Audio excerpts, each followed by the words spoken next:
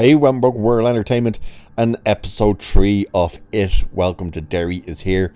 A very interesting episode this week. We get a lot more character development, newer characters kind of showing up, but the evolution of Pennywise is really starting to come through in this one. Now, it starts off in 1908, and you're kind of seeing the fun fair. Now, do you see Pennywise? No, but you definitely see where his influences come from. So he is there, he is present. You can see that throughout people and things that are happening, but the closest you see to something resembling him is there is like a clown sitting off over at a kind of cart thing on its own. It's a girl. You find that out by the end of the whole carnival scene, but she is in the Pennywise makeup. So that's obviously where he gets the makeup from.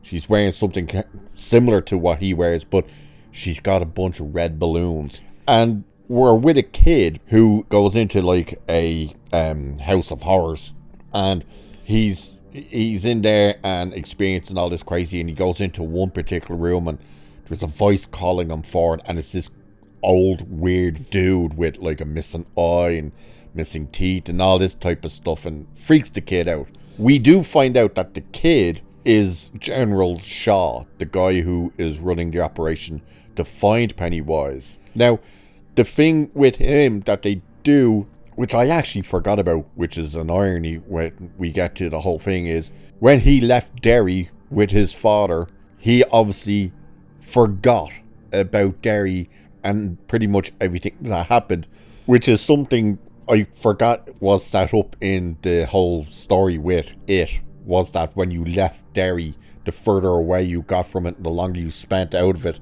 the more you forgot about the events and stuff.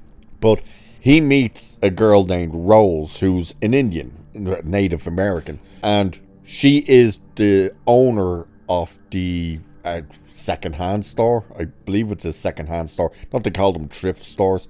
One of them. So that's who that is. So we're getting to now know what the Indian part is about this. The Indian part seems to be that they know, not Pennywise, but they know there's evil within this forest and stuff, and she saves him.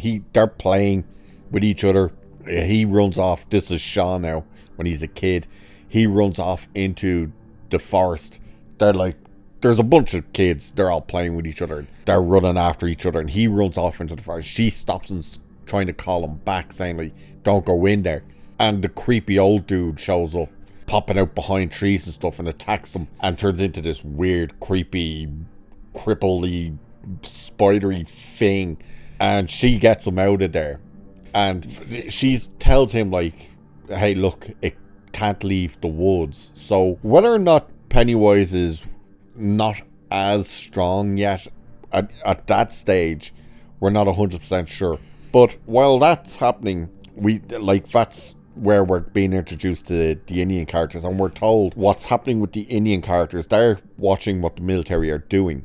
Now, the car that they find at the end of last episode, we were thinking it was the car from the beginning with the family that picked up the kid and where the demon baby thing was born. It's not that car. It's actually a car from I think they said a mafia hit or something in, was it the 30s or something? I can't quite remember the exact date, or maybe even further back. But it was like an execution or something, because the car is filled with bullet holes. So there was something with that. But that the military obviously are out there digging. The Indians know that they're looking for Pennywise. Well, they know they're looking for whatever's out there, and they have to try and stop them. So the character of, his name is Dick Hallorann, is the psychic kind of guy. Now, the one thing we don't know about him yet is how he has psychic ability. He seems to be connected to Penny, but he seems to be able to read your mind, which we find out in an interesting way. So he is sent with the pilots, who I thought the father's name was Will. It's not, it's Leroy. So Leroy Hanlon. So him and his flight partner are told by the general, hey, take him, he's like a human compass. So he's given a box, and it's a cigar box, but it's not cigars in it, it's a slingshot. The slingshot is what Shaw, his father, bought him when they were at the fun fair, and he didn't have enough money to buy a jug of water for the father. From Rose, this is how we met the Indian girl, so he traded her, obviously, the slingshot, which clearly he was given back. She gave it back when he was leaving Derry.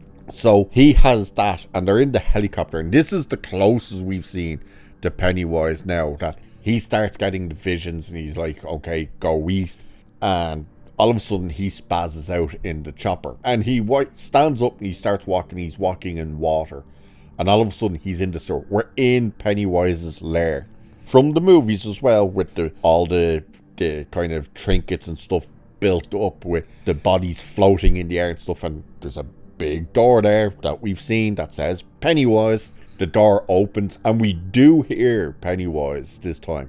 So the eyes are there, they light up, and Pennywise's voice comes out saying, like, who are you and why are you here? And all of a sudden the guy gets visions of people just being tortured and ripped apart and in wars and stuff, and then he looks up, but he starts trying to escape the sewer, and he's opening the hatch, but what he's actually doing is he's opening the back door of the helicopter. They're on a Chinook helicopter. For anyone who doesn't know what a Chinook helicopter is, that's the helicopter with the rotors on the front and the back, the big long troop transport helicopters. He's actually opening that, and Leroy has to try and restrain him, because otherwise he's going to open the door and walk out. So he snaps him out of that, and he ends up having a conversation with Shaw, your man Dick. He has a conversation with Shaw saying, like, you know, because Shaw comes to him and says, like, how you doing? And he says to him, like, you know, this thing saw me, and it shouldn't be able to see us. We should only be able to see it, and maybe we should just leave it alone. Like, you know, this thing seemingly has more intelligence or whatever that we understand ourselves. You know, something terrible is coming, and it looks like they may inadvertently release Pennywise into the greater area. That looks like it's what could possibly happen. The kids are trying to now prove that, number one, the little black girl's father didn't kill the kids. He's in jail. Now, there is something with him that he is obviously in jail. The cop comes up to him and offers him a cigarette. And he takes the cigarette and he starts coughing a bit, and he goes, what's wrong? Not your brand? And he says, no, I'm more of a Golden Dew or something brand. So we asked him, like, you know, where were you? And he's like, I told you I was at home. And he goes, I have a barometer for bullshit and lying. You're lying to me. You were seen at somewhere else at like 11:30 or something, he says. And the guy's not out, and he goes, you know, and it's interesting that I'm being told you're there. And he pulls out the packet of branded cigarettes that he just said is his brand. So clearly he wasn't at home. He was somewhere else. So where he was and what he was doing, don't know. I'm starting to assume he must have been having an affair. And of course it's the 60s, so it's probably the case he was having an affair with a white person, which means, you know, there'll be a bit in there. But he's refusing to say. So the kids want to try and, one, to prove that they're not lying, and two, that the father had no involvement with the death of the kids. So they come up with an idea of, we need proof. So the girl gets the camera, the white girl. I'm still not sure what her name is.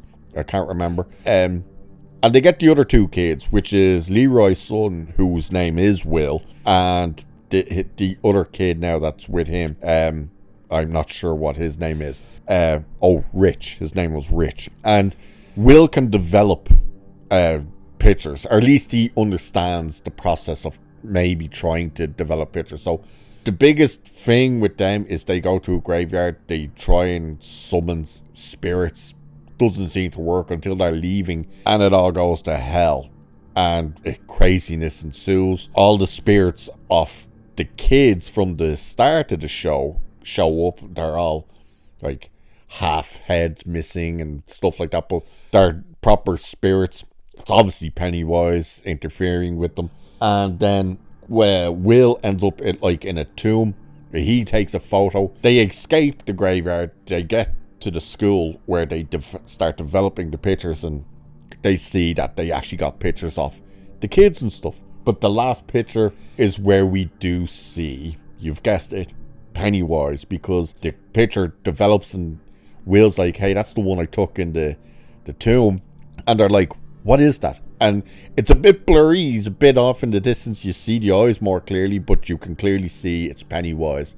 And they're like, it's a clown. And that's where the episode ends. Another good episode. I am enjoying this show. I know there's people at the moment who aren't enjoying it or just don't care about it because of Stephen King and stuff. This show really doesn't seem to have much to do with Stephen King. His name's not attached to it or anything other than, inspired from Stephen King's It. Oh yeah, there is one thing at the very beginning. Now, I'm not 100% sure if it is or isn't, but when young Shaw goes into the House of Horrors, there's a guy there smoking a cigar playing the piano. I think the guy playing the piano was actually Andy Muschietti. Now, Andy Muschietti doesn't direct this episode, but I think it was him. I'm not 100% sure. It's not like a Noah Hawley in Alien Earth where he's put himself in this prominent role as the father. So it's just a dude playing a piano. You see his face once at the start, and he's like, come on, move on. And then you just see him once again laughing. It's like, it's just the beard and stuff. I was like, wait a minute, was that Andy Muschietti? It might be, I'm not 100% sure. But I like the structure of this show, and I like that it's not just relying on shoving Pennywise in your face like, oh, here he is, it's the clown. They're doing other things that are building him up. So I think the impact will be better when he finally does fully appear, but the influences obviously are everywhere. So I like the structure of the stories. I am very interested in seeing where, like, the psychic guy, where the hell his story goes. Like, where did he get this ability, and will that get explained? Because they are starting to flush out the stories of everyone, so I'm enjoying it. So another good episode in my opinion. But what do you guys think if you're watching it? Did you enjoy it? Do you think it's moving a bit slow? Are you annoyed that Pennywise hasn't shown up in full yet? Let us know. And with that, I shall leave it there for this one. So do like, share, subscribe, and all that good stuff. Cheers, and I'll catch you in the next one.